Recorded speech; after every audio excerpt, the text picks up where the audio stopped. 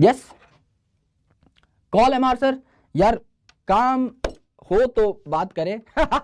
यार मैं सर को ऐसे डायरेक्टली कॉल करता नहीं हूं कभी, है ना। हमारी कॉल पे बात होती है, बहुत फ्रीक्वेंट बात होती है, लेकिन ऐसे कोई वजह होनी चाहिए कॉल करने की, है ना। जैसे सर भी कॉल करते हैं, मैं भी कॉल करता हूं, तो we have a concrete reason कि हाँ भैया बात होने के पीछे बहुत तगड़ी सी वजह है ना, कुछ काम है या कुछ बात है जो शेयर करनी है ऐसे।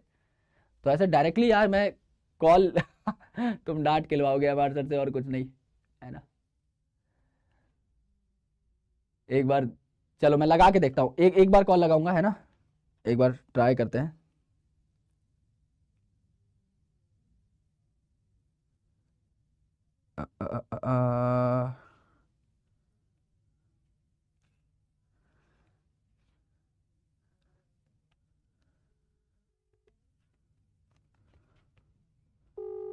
ओके एक बार मैं देख लेता हूँ।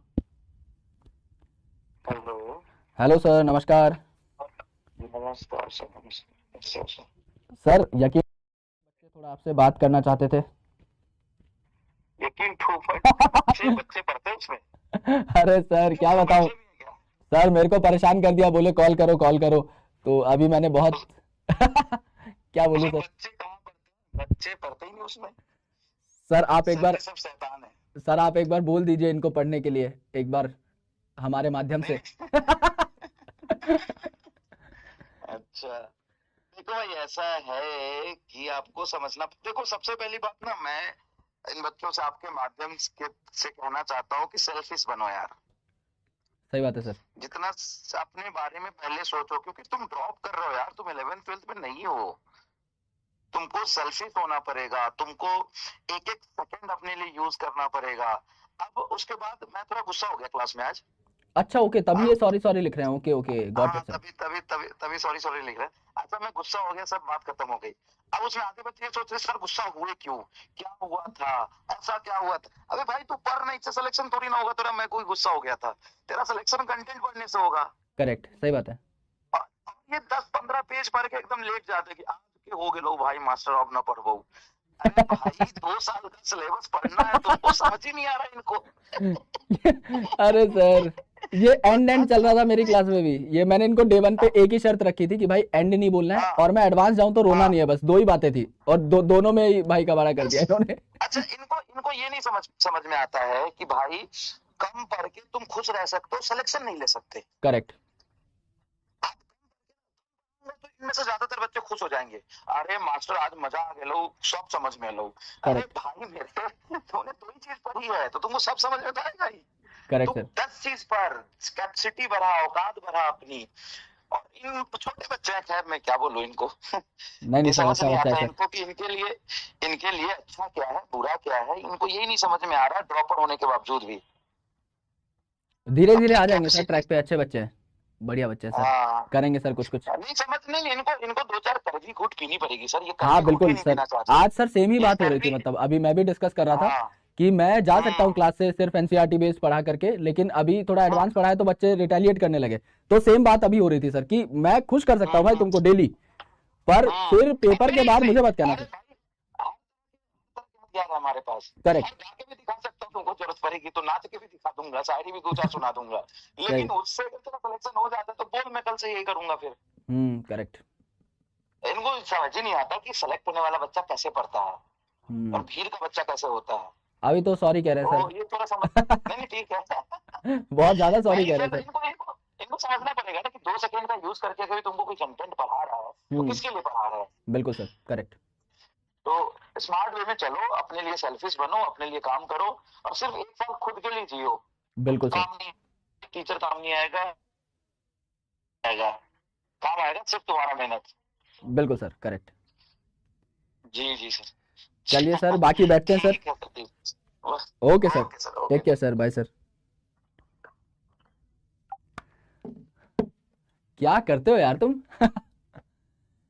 भाई अभी देखो, अभी this is on a very serious note, अभी आज इतने बड़े टीचर अगर ये बात कह रहे हैं तो आपको वो बात समझनी होगी।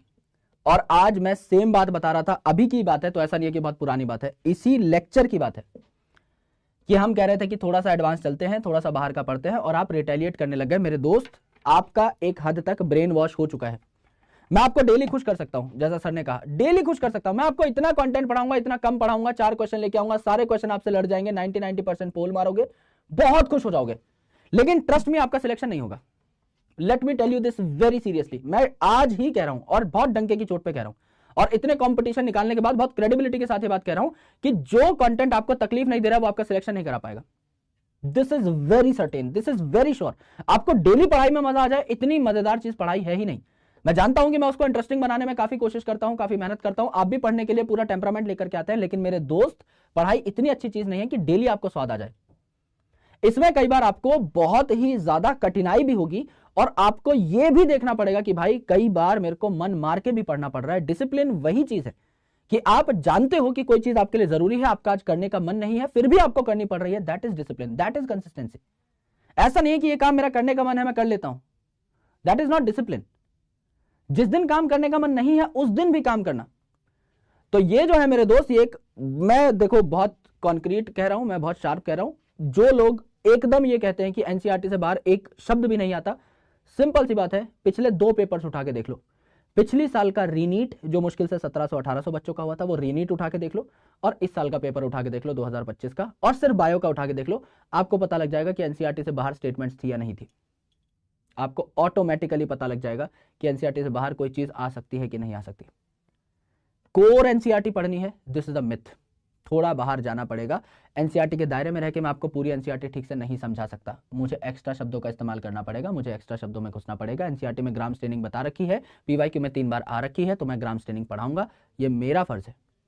सिंपल सी बात है ना, है ना। और सर को ऐसे तंग मत किया करो यार, मेरे को भी मत किया करो, सर को भी मत किया करो। सर लोग बहुत मेहनत कर रहे हैं, everyone is pushing very hard, क्योंकि इस बार का पेपर इतना अनप्रेडिक्टेबल था। सारे टीचर्स भाई जी जान झोंक के पढ़ा रहे हैं, हर कोई चाह रहा है कि मैं कुछ एक्स्ट्रा दे दूं, कुछ बच्चों के लिए अलग एफर्ट मार दूं। तो कोई टीचर अगर कुछ लेके आ रहा है ना, टीचर पे भरोसा रखो यार। Don't teach teacher how to teach, है ना। आप ये मत बोलो कि सर इतना ही पढ़ाओ, वो आपका काम नहीं है। टीचर जो पढ़ा रहा है वो पढ़ना आपका काम है, उससे पेपर बन जाए वो टीचर का काम है। तो टीचर का काम टीचर पे छोड़ो, खुद का काम खुद पे करो। और जैसा एमआर सर ने कहा कि सेल्फिश रहो, वो एकदम सही बात है। इस